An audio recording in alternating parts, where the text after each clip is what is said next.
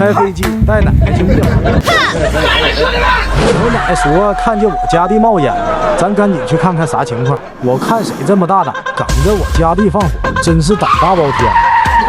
干啥？喂，咋是我二叔啊？二叔干啥嘞？弄啥哎呀，呢？老爷，我来考红薯了。妈呀！给我弄个呗。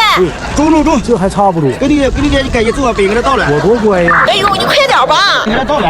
谁捣乱你？二叔，烤红薯可以，别乱玩火啊！回去告我二叔，下地不干活。这谁呀？嘿，妈，你在这儿干啥嘞？对呀，看那王叔这菜地种的菜不错呀，的确是，妈，你多好点，我回去换个大飞机过来帮你运。没错，这不中吗？这不太好吗？好着呢。哎呀，没事，多弄点，我马上就来啊。对啊，中。 ，Very good, let's go。之后家里的菜着落了，等下再给我王叔送点，拿人手短，吃人嘴远。哦。